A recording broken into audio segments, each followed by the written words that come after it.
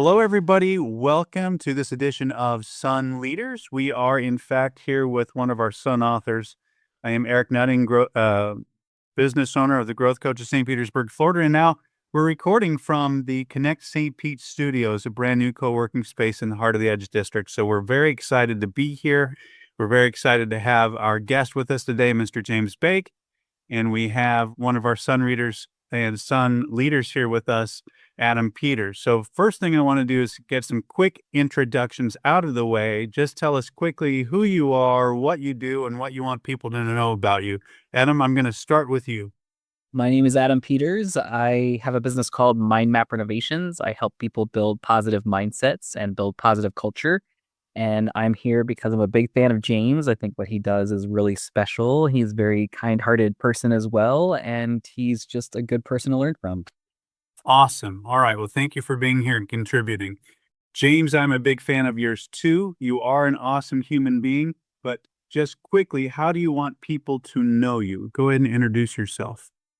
I think just calling me an awesome human being is just enough. I don't know if I need more of an introduction to that, so thank you both. I appreciate that. But in all reality, I do a lot. I'm a multifaceted person, like most millennials, I guess, out there. But I operate and own a few businesses. So what I do is I help businesses grow, and it's usually kind of like a business coach, but I'm actually in there executing. So I work with a couple different brands, helping them execute on a day-to-day basis so that they can do what they do best. Awesome. Okay. So there's so many different directions to go here, right? But the first thing I heard was millennial. Do you identify as a millennial? No, but I heard this actually the other day. Is like millennials or people of our age. I just turned 40, so I'll celebrate that. I like it. But I do a lot. Like it's kind of interesting. I always and as I meet other people of my age, we all kind of have this thing where we do a lot of things. Like not only do I have my own businesses that I run, but I work with other companies and run their businesses. Own properties and I manage them. I do it myself. I volunteer.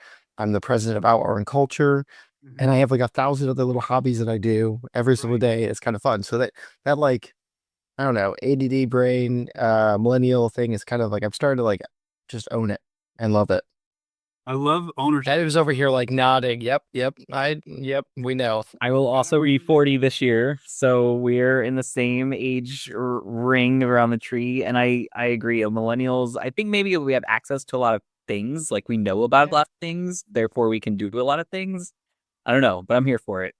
And why shouldn't you? Because information's coming at you guys so fast, you have to process, and not like it's not coming at all of us so fast, but you're kind of the creators of this in a way, right? We went through like floppy disk and then hard drives and then no, I'm just kidding. Oh, no, I just so yeah, you're right. Like I think that's a good thing to say there. Is like we've kind of grown up into the point where we kind of saw things go fast, and so we move fast with it, which is kind of nice. I Do think that you what do you call that compounding interest? Well, we've seen that like happen through technology and through information and almost everything else. The other thing that you mentioned is something that I find a lot when I meet entrepreneurs, and you mentioned ADHD. Do you really identify as such? I think of it more of like a superpower. Yes. I identify it as yes, that I might have it. But I think there's more of a superpower. I think there's definitely some pros and cons with it, but definitely something that I've identified with. Well, I want to focus on all the pros and the superpowers of it. What are the superpowers? Oh, the superpowers I think is like being able to bounce between one idea and another pretty Right. seamlessly or connecting the dots. I think, when we talk about a lot of leaders, they need to be able to connect dots. Like especially in business, you have to be able to like problem solve and see how things go. And so we can, I think, with neurodivergence, you can absorb a lot of information and find uncommon connections to solve Mhm. problems or make things work. So I think that's a kind of a beautiful superpower of it. And then I think the other one is kind of being able to self-regulate. Um, I'm so surprised. I meet so many people that I think are a little more neurodivergent, and then they think they are, but they already have like a built-in technique or mechanism that they're doing to regulate, and they might not even know it. Hmm. So sometimes it's just like taking a moment to recognize that. So I think there's like two superpowers right there. I love that. Do you think it is in any way, shape, or form generational connected to this idea of being a millennial, or are the two independent completely? I don't know. That's interesting. I never really gave too much thought, so maybe, but I also think probably not. I don't. It's not a good answer, but I haven't really given it too much thought if it has anything to do with being a millennial or that's just like a stereotype that we apply to ourselves. Mm, okay. Adam, thoughts on that? I think that the economies of scale, neurodivergence is a spectrum, and there are more people on the planet than there ever have been. So I think just because of that, we tend to see more neurodivergence. And I think you'll find more neurodivergent entrepreneurs because of the stimulus that can be either easy to connect or really difficult to tolerate. I think entrepreneurs like the freedom of choosing like what they're going to work on, when they're going to work on it versus being an employed person who has to show up at a certain time, do certain tasks that don't resonate with them. And so I think entrepreneur, that space is rife with people that are just a little different, like to see things differently. They take things in, they're good pattern recognizers. They have a lot of interest, and I can relate to that. I wouldn't describe myself as ADHD because I have a really great ability to focus and be disciplined in a way that I found other folks on the spectrum have a hard time doing. So I feel lucky that I have that because I can be kind of like the pro, the other side of the pro, the cons. Um, but yeah, like I love leaning into the superpower because if you can't change it, just go with it. Yeah. Just lean into the things that you can't change. Yeah. I'm not a millennial. I don't even know what I am. I'm 20 years older than both of you. So whatever that is. You're the Is so that- cool uncle, Am I us Gen this X? generation. I think so. Cool, Uncle Eric. I like that. But I am such an optimist. I believe everybody has a superpower. I honestly do. I just don't think people necessarily have a chance to get in touch with it, explore it. I want to think everybody has a superpower. I think every human being is. I actually like that thought. How Yeah, much fun would it be to sit down and like figure out what your superpower is? I would love that. That's a great nice work. Workshop that. We should workshop that. Yeah. So speaking of the next book, we should talk about this book. Now, James, is this the only book you've written thus far? Under my own name, yes. Okay, gotcha. Well, we're going to talk about this one under your own name then. Big Wins. From Napkin to Reality, Turning Small Ideas into Big Wins by master author, expert human being, James Bake. So tell us why you wrote the book. Well, I guess there's lots of things there I can say. It's like, I wrote the book because I felt like it was needed as I was going through the kind of the process myself of documenting how I kind of launch new products or new businesses.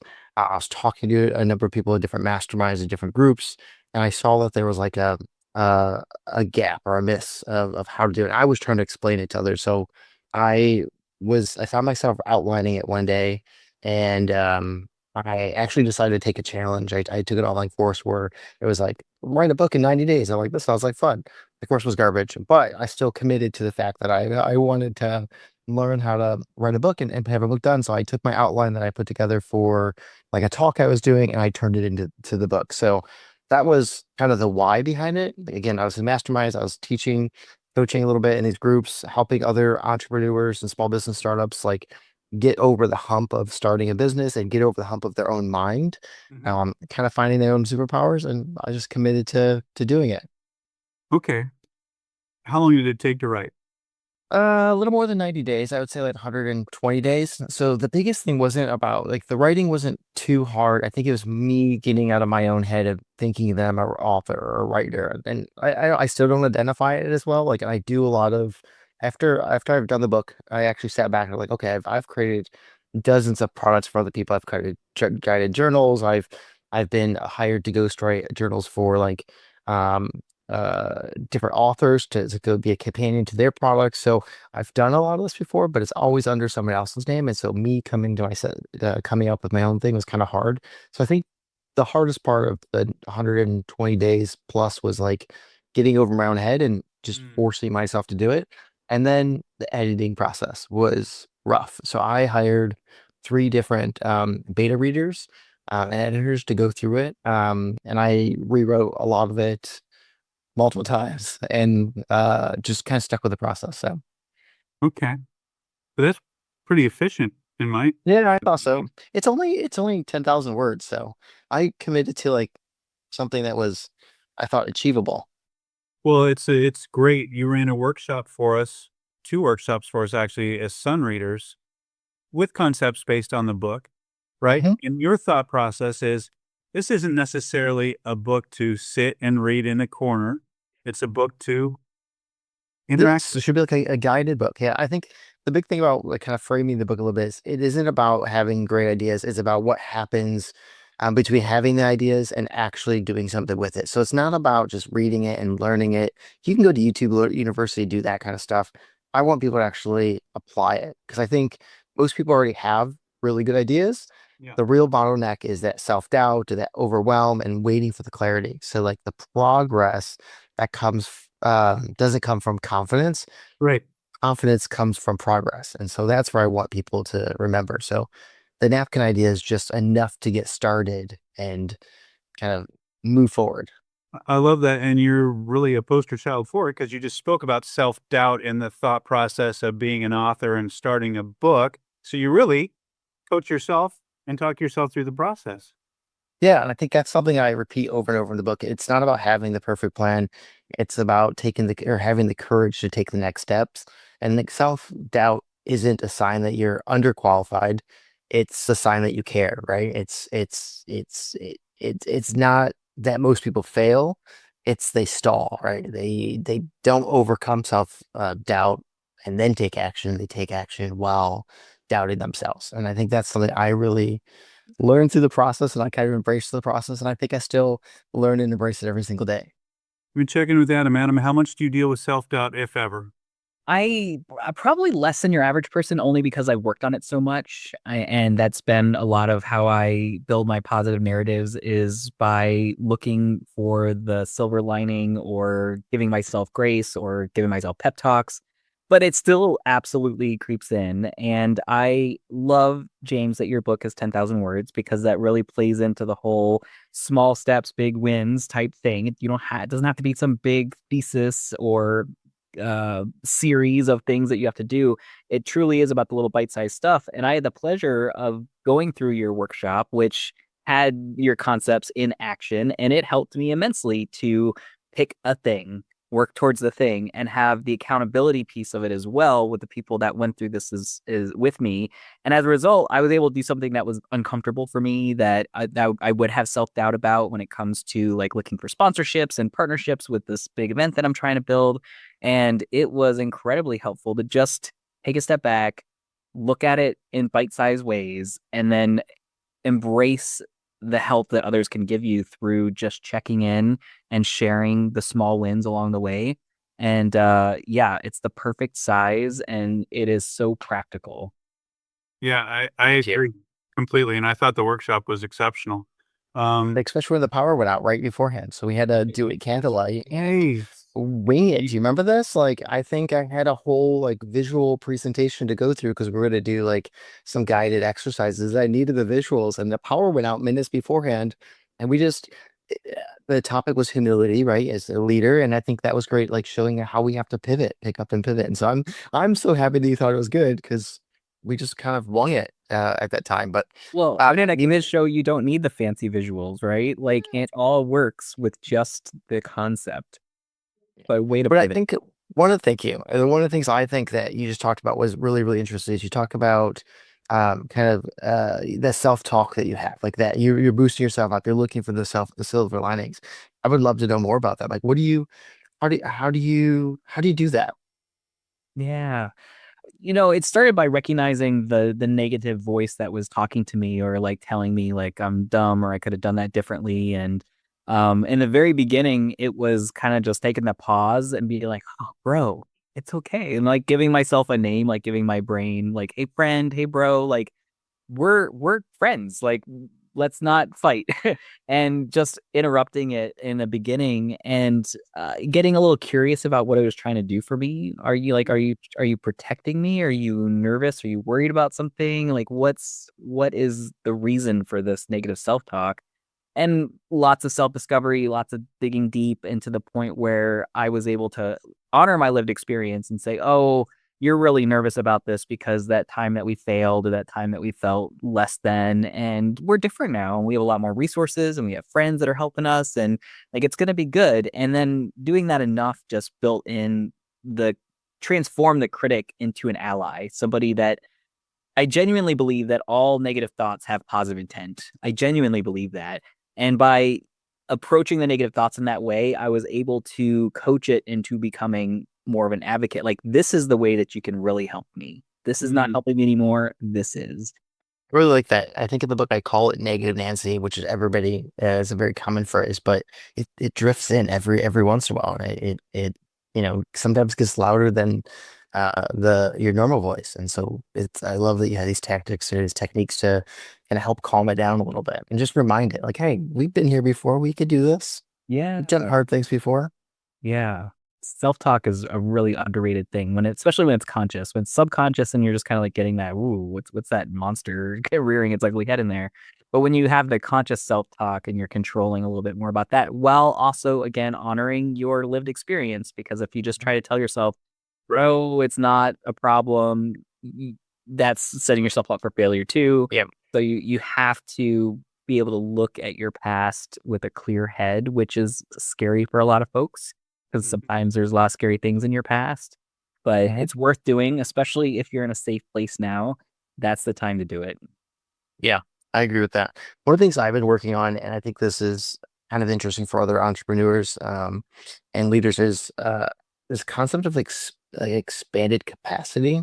So, so often, we have to wear a lot of hats, right? You're juggling lots of things, and as a business owner, like shit just happens, right? Like you can't control it. As a parent or a homeowner, like shit happens, and you just kind of have to figure it out. And you can complain about it. That's one thing, or you can kind of figure it out. And I think one of these we talked about in the previous podcast that we didn't get to, it didn't really record, but we're talking about everything's figure outable. And I think afterwards, I really stuck with this idea of expanded capacity.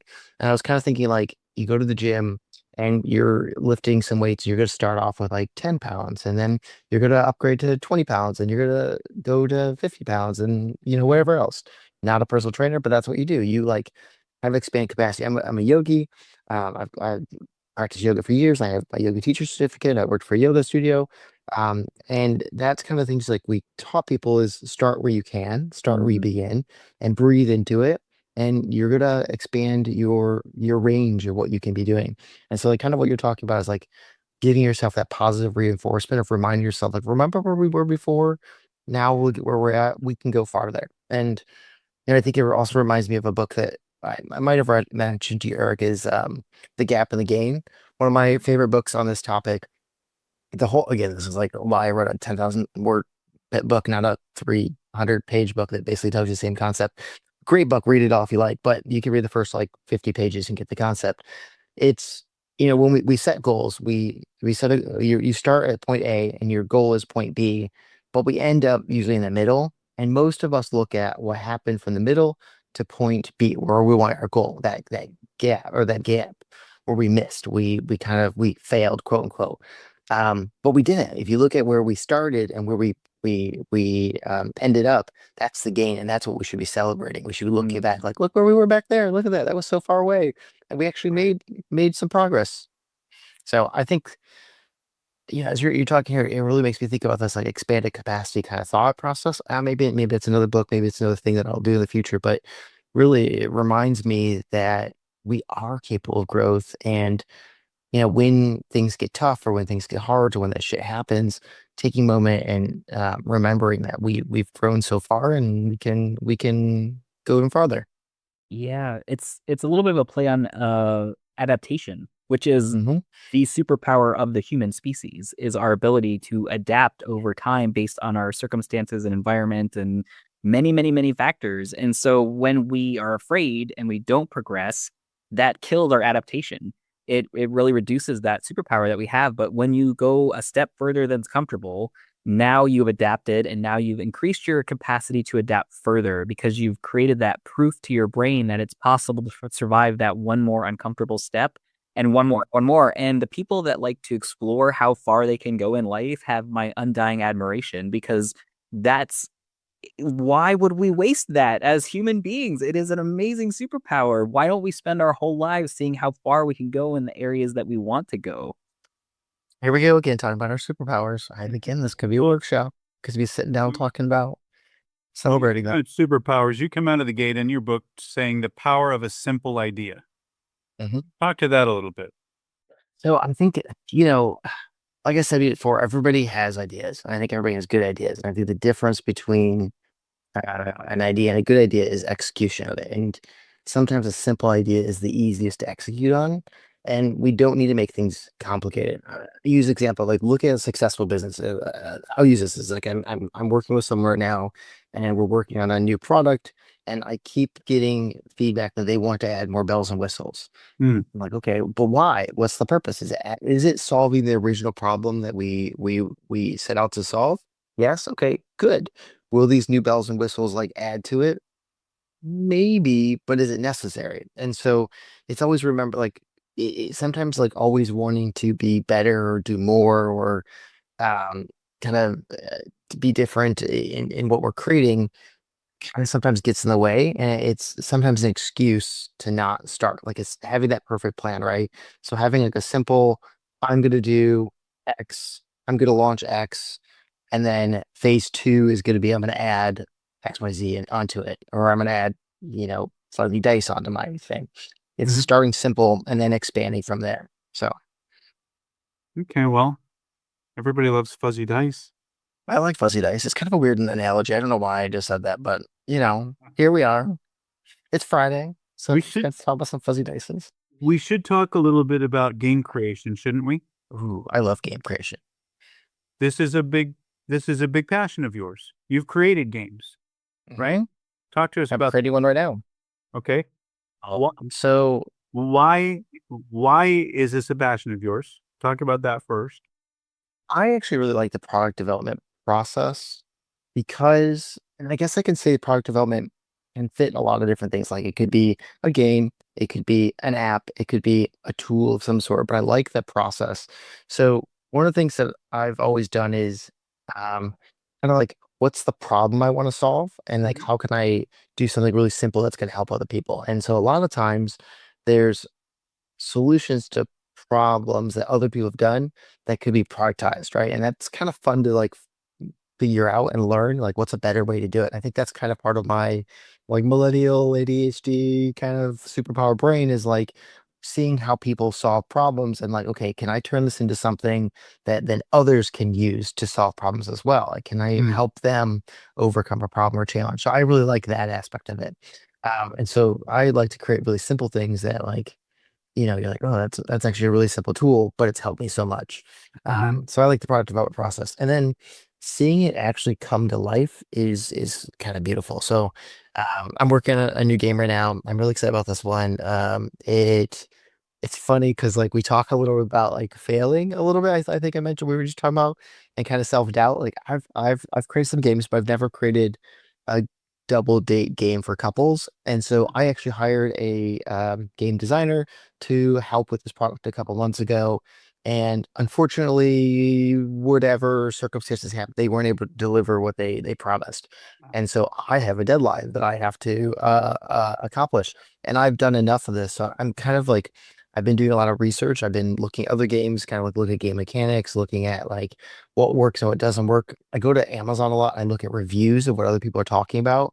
I go to forums and listen to like just how are people explaining the game or how they're talking about it, what pros or cons are they having, and then I try to make it better. So I'm this is kind of like this one is it's a game for couples to have double date night, and the idea is a little around like sneaking your vegetables. So it's not relationship therapy. Like we don't want it to be therapy based because that's kind of no fun if you're having a double date. But we don't want it to be like a drinking game. We don't want it to be like sloppy and silly and kind of like a lot of those like do or drinks, other games like that are kind of they make fun of each other. I want this to be more cooperative and collaborative, and then sneak in a little bit of those like compliments and ways to like build relationships. Maybe poke fun a little bit, but a playful, joyful way that's not kind of harmful in the relationships. So as you can see, like the whole process, I'm kind of thinking about like what are the different elements of the game that actually makes me really excited, and then kind of putting it together and seeing it all fit is a lot of fun. And all games aren't created equal. All of your creations aren't created equal. Some probably come easier, some are more difficult, right? How many games do you think you've created thus far? Oh, 30. Oh, holy cow. Yeah. That's crazy. Simplest one, my favorite one I made. This was from Paired. It's a set of dice, and it's the whole thing. And my partner and I actually were kind of had this thing where, come home from work and you kind of like get in a rut where you're complaining about the day or something's like just kind of getting this rut of things. And we wanted to like be intentional about how we change that conversation. So we both work from home, and when we come to the dining room table and we like, how was your day? We can't complain about work. We can't complain about things. We have to like kind of shift it. So what we've started doing is asking each other different questions. And so the idea with the dice is it's a set of 4 dice, and each side there's a question or an action or something you can do that kind of resembles how was your day, but different. So it's like act out your day in 60 seconds, or what's 3 words that describe your day, or like what'd you miss about me today? So it kind of like changes up the vibe a little bit and Yeah. creates that like barrier from closing the door of like, okay, my day's done from work and now I'm moving into something else. So that was a very simple product that, simple is in terms of like, it's 16 prompts. It's a package that has instructions on it. Not that like complex, but it's one of our best sellers on the site right now. So I'm really excited about that. Oh, We cool. actually sold out once. We sold out the first batch. We actually bought a lot and they sold out pretty quickly. And then I just bought more. So I'm really, really thrilled about that. Now you say you sold out on the site, so you have a site where people can visit and tell people about that. Yeah, so most of the work I do is like with other businesses. So it's not my brand. So this is from Paired. The site's called shop.paired.com.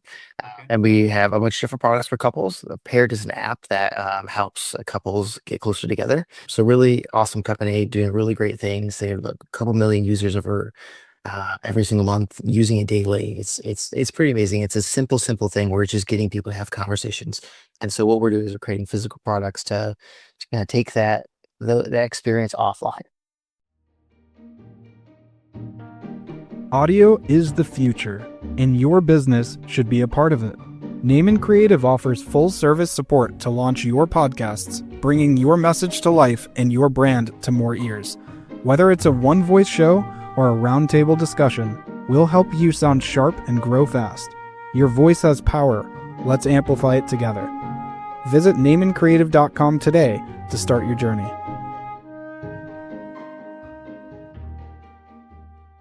Amazing. Adam, do you have any questions about game creation? Anything along those lines? Only to say that I totally geeked out when I found out that James worked on the best sell conversation card game, because I tormented so many people when I found out about those. I was like, let's play a game. It's going to be really fun. And a lot of people were very hesitant at first because there is a little bit of a hesitancy to open up in our current day and age. But once we started, it was a literal game changer. People really enjoyed hearing about others talk about the It's so simple. It's such a Yeah. simple concept. Yeah. And now there's dozens of them. So you have Best Self started with like it was a journal company that did a 90-day goal setting journal, and then we morphed into this idea that again a problem that people are having is like people are great like setting goals for their business, but then they struggle with like networking or their personal relationships or their romantic relationships. So then we started creating tools to help in those settings. And like you said, that you're probably talking about the icebreaker or maybe even the intimacy decks, like the the presence is it's just conversation starters, deeper, meaningful conversation starters that aren't like yes or no answers. They're very open ended, but also they're thought provoking, and they're not all very deep. So like you have to like with that kind of thing, you're doing 150 questions. You have to have a really good balance of like some soft questions that you're just kind of getting the feelers wet or the kind of the juices flowing, I guess, and then you can have some deeper questions that might really sink in. You're like, all right, I have to think about this a little bit, and I have to get vulnerable about this. But you had all those I guess, icebreaker, social lubrication questions that are going to help you get there. So there's all that mechanics in the product that, while it seems really simple, there's an art to it, right? And a little bit of a science. That clearly goes into it, and it takes the burden off of me, right, as someone who's trying to get to know someone. And I'm not asking you this, the card's asking you this. So Oh yeah, that's one of my favorite excuses. That was one of my favorite things, especially like the intimacy decks or the more sex forward decks, is a lot of people had questions in their relationship or wanted to bring up topics that they didn't feel comfortable asking. But when the game asked it, it took that away from it. It gave it more. Again, like you said, I'm not asking the question. The card is asking the question. So, what's your answer? It's a very playful way. But now you look at it, like I think that was one of the first out there. There's Table Talk. There's We're Not Really Strangers, but I think does an amazing job of this concept. There's Tails, which is another one's really good. And you think about how many conversations we have in a given day or a given month. These tools, there's not, the space can't really get crowded because you're going to use them over and over and over. I think I have like 12 decks of cards. I use them constantly because I'm going to networking events or I'm meeting up with friends and we're always talking, we're always having conversations. So, just, pulling out more cards and talking about them and buying another deck and then using that deck later, it is kind of magical. Very, very cool. I love that. we should have a conversation card deck game at Connect St. Pete sometime. That'd be great. That We would be should. awesome. We definitely do want to have some form of game night here that happens regularly. So we should do that. Should we put it on the I calendar? even think of like, honestly, like even just mixing up the intros, when everybody does their 30-second pitch, Yeah. maybe it's you just pull up a card and they have to talk about their business in a different way. It's a great idea. I found like I was part of a couple of the network group and we did the same thing over and over and over and it kind of got repetitive, which was fine, but I wanted to know more or deeper. And so I think like that would be a really great way to just look at the business in a different light and it might help spark a connection, right? It might I don't know, shine a different view on it where I'm like, oh, I didn't understand it that way. And when you said it this way, all right, I know someone to connect you with, or I might be able to use your service. Right. I think those answers are way more memorable too than like name, rank, serial number, which is what we tend to do at networking events. And so when I hear someone's story, that's going to stick in my head way longer than the fact that they're a fractional accountant, Right. But now I am more likely to like make a personal connection with them, and then when the time is right, maybe we'll do business. And I think that's kind of the hope and the dream of all networking events, but this makes it stickier. Yeah. Right. I'm going to take us back to the book for a second because chapter 6 talks about the power of a strong support system, which is something I firmly believe in. Tell me why this is in the book and how it helped you and what you want people to know about it. Yeah, I think this is we go to layers with this one. We can go deep, deep, deep layers with this one. So I think a strong support system sometimes starts with yourself, but also it's I think it go in different situations. It could be your chosen family, and it can also be the people you surround yourself to move forward. I think as an entrepreneur, it's super hard. It's lonely, and a lot of times like you're doing everything yourself. So having that support system that you can, talk to, or you can rely on, or you can just get out of a funk with, super important. One of my favorite things, I learned this from someone years ago, this concept of love and shove. And I think I might have mentioned in the book, the idea is love is understanding why someone's stuck and showing empathy and being there supportive, but the shove is helping them move anyways, like helping keep them going. Most people don't really procrastinate because they're confused or they're capable. They procrastinate because they care. They see multiple outcomes. They're emotionally invested.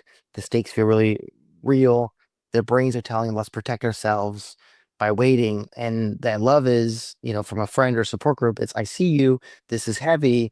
It makes sense that you're feeling like this in your head. But the shove is, but what if we did it right now? What if we did it together? Like, what's the best that could happen? And not today, not tomorrow, not another plan, not a promise, not another when we're like ready. It's just starting now and getting that little bit of shove, that little cheerleader moment. Um, that's really important. You need people to support you for that. You need people to challenge you. And that's where I think growth really happens. when encouragement meets some sort of accountability. So that's why it's in the book, because I think having the support system is super, super helpful. In that capacity, like I said, we could talk about it from like chosen family, we can talk about our work family, but also just like getting real feedback from people of like what problems they're facing as you're building your business, and like how can my business like solve that problem, or like even asking, like having a good support group system that's like willing to tell you like that's crap, James, like it's not going to work, what else can we do, and like talking it through with you. That's the most valuable relationships I've ever had. Yeah, you mentioned something in there just quickly, what if? And I love the power of what if. And I think, Adam, you participated in something last night that talked about that. But when I work with people, the what if is usually leading us down a negative thing and fear thing. Like, what if it goes bad? And I always say, well, if we reversed it, what if it turns out to be the most brilliant thing you ever participated in? And the thought process of love and shove and pushing people out to experience something that could be incredible, I think is really a loving thing to do. And I think it's a powerful thing to do. Adam, what can you tell us about this what if sort of thing that you experienced yesterday? Yeah, Eric, I thought about that immediately as soon as James said what if, because we were at a workshop last night called Gather and Grow, and they're using this what if up model. So you have a kind of a think tank in this workshop where you as a entrepreneur say, this is who I am, this is who I serve, this is what I want to do.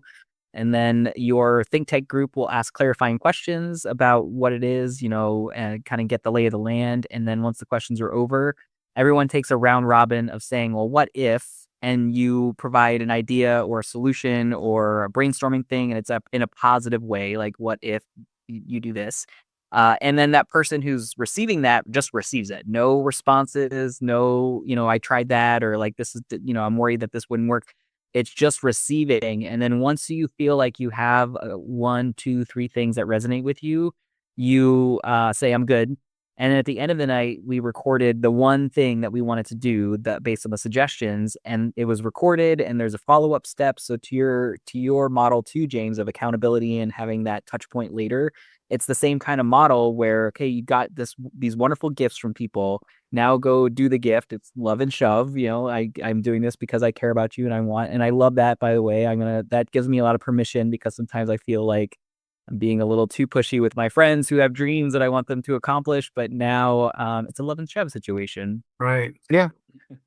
Okay, I love this example. And I think one of like I've been in situations like this where you had those kind of groups where the what if up. I think that's a wonderful concept. I think where would make it a little better is like have a comment cards where people can write it down, because you forget, you get overwhelmed with it. And I think whereas these masterminds, you are overwhelmed with the fear of asking for feedback, right? Mm. And then getting feedback and like how to process it. And people just write it down and give you the card afterwards. They might speak it out loud, but then you have the card to take with you. I think that'd be a magical thing. So maybe next time, so leaders, we can have a feedback session like that. Yeah. But you made a good point. Bounced all the good. But it was really interesting because you kind of heard how other people riffed on other people's what ifs. So it kind of builds and builds. I love that. Yeah. That's where I think growth happens. It's that encouragement meets kind of accountability, and that's the power of networking groups and coaches and accountability partners. And just balance each other. Yeah. And it's not like we all did the same stuff either. So you're getting different, fresh perspectives based on people's other lived experience. And it's the power of the collective, power of having a strong support system. Right. Let's just look at accountability for a quick jiffy. James, would you say that you have accountability partners, one specific accountability partner? Who do you rely on to move you forward, to keep you kind of, on the tracks that you've created for yourself? Ooh, this is a good question. This is a superpower of mine. I can kind of keep myself motivated. But then there's times when like that battery drains and I need other people. So I like finding volunteering can be a little bit draining, and where my accountability is kind of the people that the organization serves, right? Like I'm not saying it's draining, it's actually really great, but there's a lot happening, and we're all volunteers, and you have our full-time jobs, and we have other commitments. And so when getting back to the expanded capacity, it's like when I think like, okay, there's a lot to do in front of me, but I have all those other commitments that I have to do for other things. It's thinking like, okay, if I get these done, it'll actually serve and help other people. So I use it as kind of an accountability for myself, but also I have friends. I have coworkers that I work with that I partner with. I have some really good friends here in town that I've met over time. We meet for coffee, we go through things, we talk. Sometimes we just do like body doubling, and that's one of my favorite things is where we just sit down and we're working. Like I was on a Zoom call with someone for like 3 hours yesterday, and we were both working on something separately and kind of like mumbling out loud. And every once in a while, we would just like stop and have a quick chat because like you lose that cooler talk sometimes, and then we would just go back into what we were working on. And it's kind of fun. I use that a lot from like, but I need accountability. I need to get through things. I'm like, hey, do you sometimes you want to co-work, and we'll just co-work on our own things and just kind of be in the same room and kind of keep each other accountable.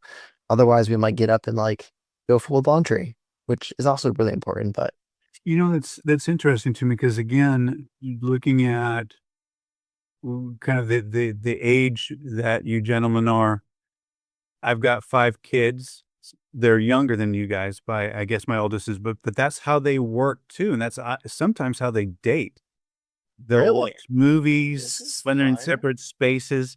They'll like do homework together if they can't be in the same space. But that's and I think it's just that power of knowing that somebody's there, almost a safe space when you can't be physically in the same area. I think that's kind of a nice thing. I never would have thought about doing it, but we used to have phones and have phone conversations forever, so maybe Yeah. it's the same sort of thing. But Maybe. I think it's But I kind like of that a cool though. part of technology. I think knowing that someone else is there is kind of a nice to think about. Like we lived through COVID and we lived through a lot of other things. Like just knowing someone's like a phone call away is pretty helpful, or just like willing to be there. That so you said something I thought was really interesting, kind of like the younger generation dating with a body double. That's kind of fascinating. I don't really know much about this, but I've also not been in the dating scene for like 15 plus years. So curious. Adam, do you have any experience with this? Do you go on dates with like first dates? Can I ask? I'm sorry. Oh, during COVID, I had this idea and I actually bought the domain for it and have since given it up called My Date Flicks, where you watch a movie remotely together and like Okay. about it, or like you can maybe there's a voice where you can talk. Because during COVID we couldn't really be together and I thought that'd be a fun idea.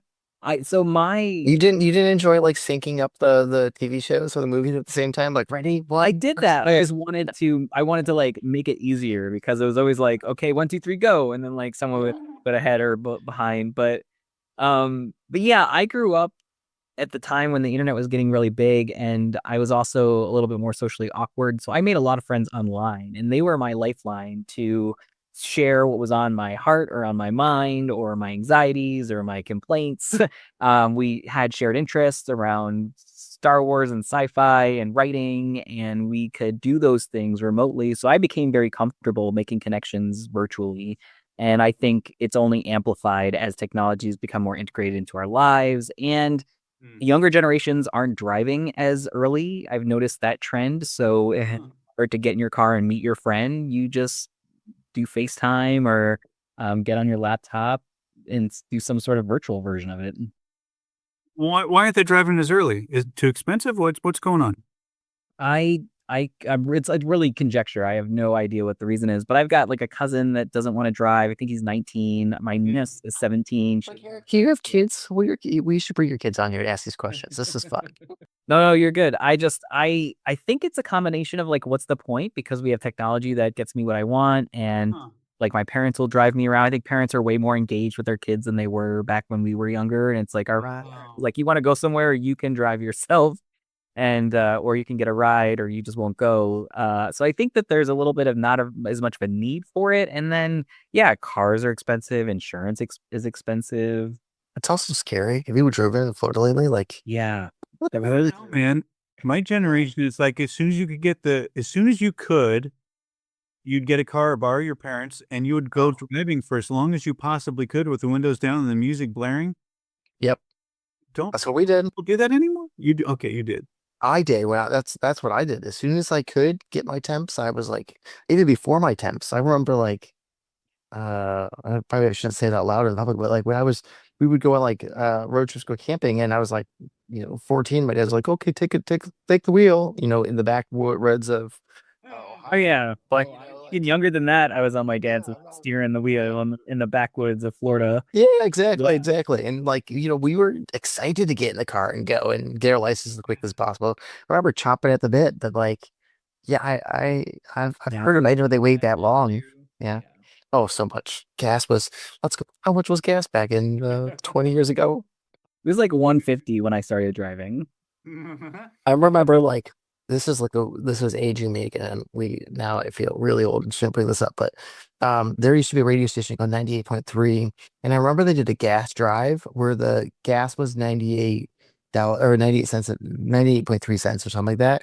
And that was like a big deal because we're saving money. And now I'm sitting here like, I wish gas was 93 cents, 98 cents. That'd be amazing. Oh my gosh. Weird memories that you think about. Like, I don't know why that came up the other day, but I think I was just like, again, superpowers. Nostalgia. Well, I want to talk about two more things. Yeah. The power of storytelling in your book. I think that's an interesting, it's a need, right? It's a marketing need. Power of storytelling is to talk about business and your brand. But we can tell, like just in our life, we can tell a positive story or a negative story, right?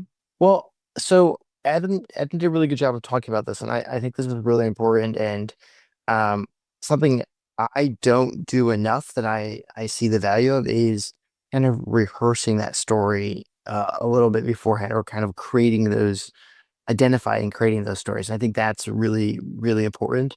Like when you are in like in certain situations or your networking situations, having those like go-to stories that you can pull from is really important. I think it one it helps reduce some of the mental taxation that you have when you're in those situations.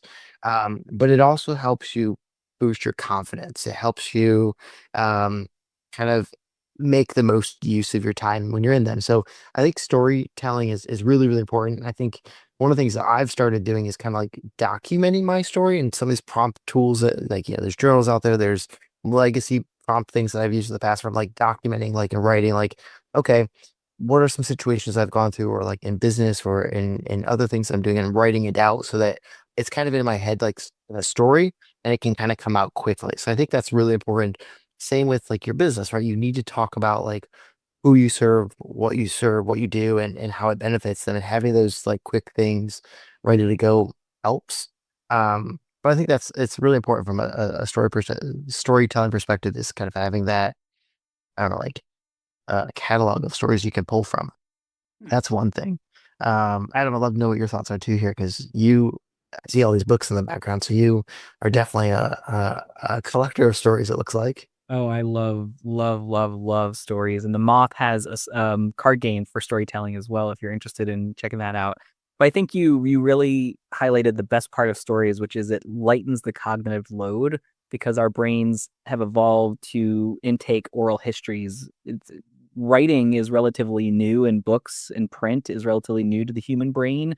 For a very long time, we had to just remember things, and we tended to remember them through stories, beginning, middle, and end, moral of the story. There's a whole reason why we're telling you this story.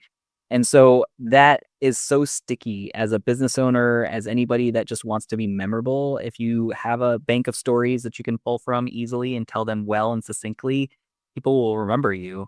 I went to a really great pitch workshop that Score puts on at the Greenhouse in St. Petersburg, and he really hammered home how you're not doing an elevator pitch, you're telling a story. And that's why oftentimes when I am in networking settings and they're like, okay, tell us what about what you do, I will start with once upon a time, which primes the brain to say this is a story. I was a miserable person and now I'm not. And that's what I want to help other people to do. So it's a very short story, but it's so beautiful. Beautiful anchors too. Yeah. Okay.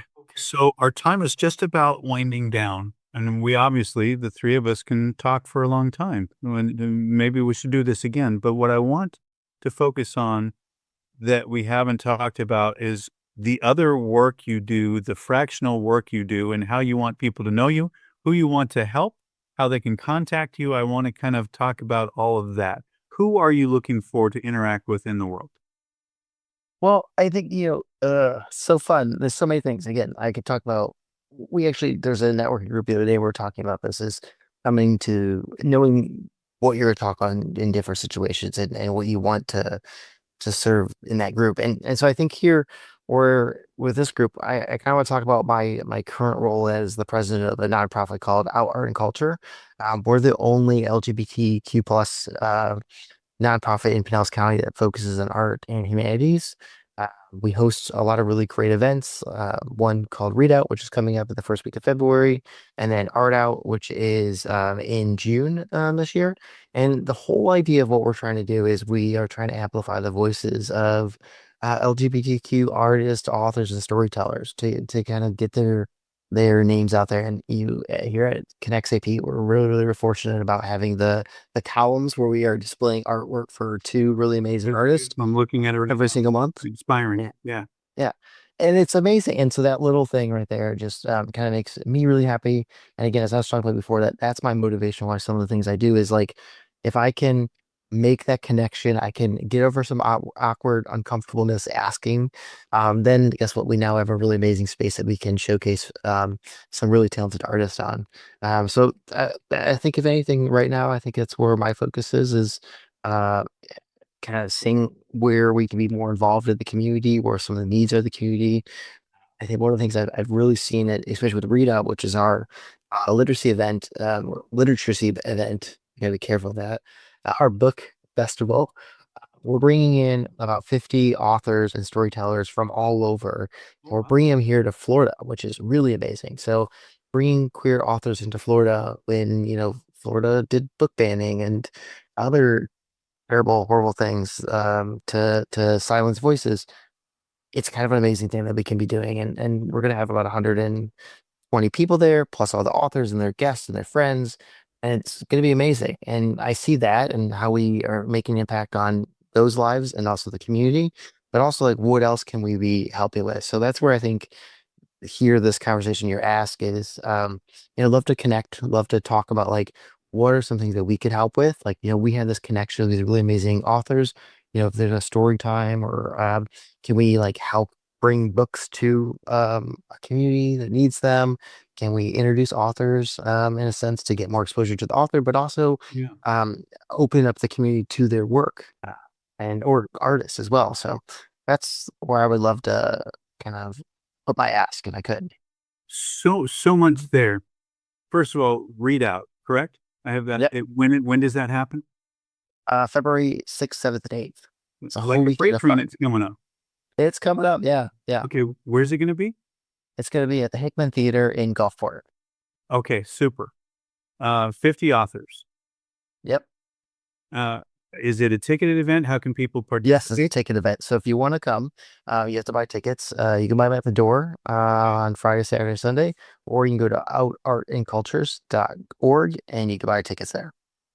I hope we get this. I don't think we're gonna get this published We might not. for this time. But if there's other events, like if, let's make it more evergreen because here's the evergreen ask is if you're an artist or if you know an artist, we have Art Out coming in June and we're going to be doing our call of artists starting in February, March. So if you know someone that's an artist or you're an artist yourself and you want to submit your work, Yeah. come over to our website at artsandculture.org and apply. It's amazing. It's important. We should not be silenced, right? Yeah. There should not be such thing as a banning. Where are we? Do you think we should? If there are things, we should be banned. oh, I would say that it's there. Shouldn't be, but it's there. So And does it not feel that we're headed maybe in the wrong direction sometimes with what's going on currently? that's a whole other podcast. I'm going to get into it. Yeah. I personally, this is what's motivating me to be kind of in this role and to help do what we're doing is to make sure that people don't give up hope, right? Don't that we want them to feel seen and heard and to get their voices out there as much as possible because they're talented. Like really, I think one of my favorite things that I can remember when I first started in the organization is we went to Pride at Gulfport and we started it was Gulfport Pride and we were there promoting Art Out, which was in October last year, and getting people to sign up to submit their art. And so often we were talking to people like, "Oh, I'm not an artist. I'm not an artist," and their friends or their family were next to them, like, "What are you talking about?" And they'd pull out their phone and they'd show pictures, like, "Look at me the other day. You made this for me. You're an artist." And that lack of confidence that we saw, like, kind of motivated me, like, okay, we need to be that cheerleader. We need to be that support system where we're encouraging people to like submit their work and showcase it. So if we can create that space, again, we've been talking a lot about safe spaces where people feel comfortable showing their work and then others are coming to see it. Mm-hmm. I think that's like that helps um right some of the wrongs that are happening in the world right now. I appreciate that, and I thank you for your work on that. It's another sort of version of love and shove in a way. But Yep. the important part of that is people need to feel safe to be who they are, and they need to feel safe to create. Yeah. That's what we are, right? As humans, we need it. What's that? Adam? Sorry. I was just saying sometimes art is an outlet when we don't feel safe. Right, absolutely. And then I suppose it's up to the artist to decide how they want to share it and who they want to share it with. But the important component of this is we want them to feel safe to share it. 100%. That's exactly what it is. And it's up to them if they want to share it or not. But we shouldn't tell them, no, you can't share this. Exactly. That's not right. And we should never tell somebody that they can't be who they want to be. That's unacceptable, in my opinion. Oh, Uncle Eric, this is the best. I do. You know, I think of this now through a father's lens, and it's making me kind of tear up right now. If I thought anybody was editing my children in any way, shape, or form, that's unacceptable. Uh-huh. I don't see space. Well, we appreciate you. We definitely appreciate you, Eric. Yeah. Thanks. And your kids probably appreciate that too. That's like good dad moment stuff. So they will. They will. They will. They will, They're still because young. there's a delay on all that. But my stump speech on all this, Eric, is that I, like James, am a big fan of working towards what we want to see in the world versus working against what we don't want. And when we work against what we don't want, we're wasting a bunch of time and energy, and there's no payoff at the end of that other than just status quo.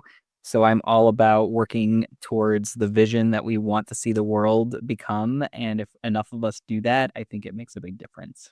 I hope so. I hope you're right. I'm optimistic. The challenge is people can make an argument always that that's what they're doing, right? Yeah. Uh-huh. But I wish people would be mindful of when it's causing harm to others and when it's not. Well, this is where we get our chosen family, right? We get to hopefully pick and we get to be exposed by people they're rooting for us every day. Right. Right. Agreed. All right. So we have reached roughly about an hour, and I want to make sure that both of you have a chance for final thoughts. Adam, do you have any final thoughts, any questions you want to ask James, or anything you want to share on what we've talked about today? I just really enjoyed this conversation. I thought I'd be more of an observer, less of a participant. So I appreciate the inclusion here. It's just really fun to talk with folks who are go-getters, who want to contribute, make a positive impact in the world. James is one of those people. Eric, you're one of those people. So it's just such a pleasure to be part of this community here in St. Petersburg. Well, thanks for being here. I've enjoyed this so much. I think the three of us should hop on a podcast again. This is about you being a Sun author in our Sun Readers group, and we appreciate your contribution so much. You led us through 2 workshops and shared your gift in your book with us. The book, again, is Big Wins, From Napkin to Reality, Turning Small Ideas into Big Wins by author James Big. James, any final thoughts that you want to share? No, I'll just echo what Adam said. It's been a pleasure to be here. It's been a pleasure to be part of this community. And, I think, coming from Detroit and moving to St. Pete, it's been amazing to be part of just this community and how welcoming and open it is, and just be part of these conversations. I love this. And so I think, I'm always open for more conversations. So people could find me at my website at jsbake.com or find me on LinkedIn or, someone in town probably knows me. They can 3-way text us and we go grab coffee. It'd be fantastic. So we just have conversations like this all day. I love it. That'd be great. What a great way to spend the day. I would love that. All right, Sun listeners out there, my name is Eric Nutting. I appreciate you being with us today. We are the Sun Leaders community recording here from Connect St. Pete and the studios at Connect St. Pete. So be healthy, be happy until we speak next time.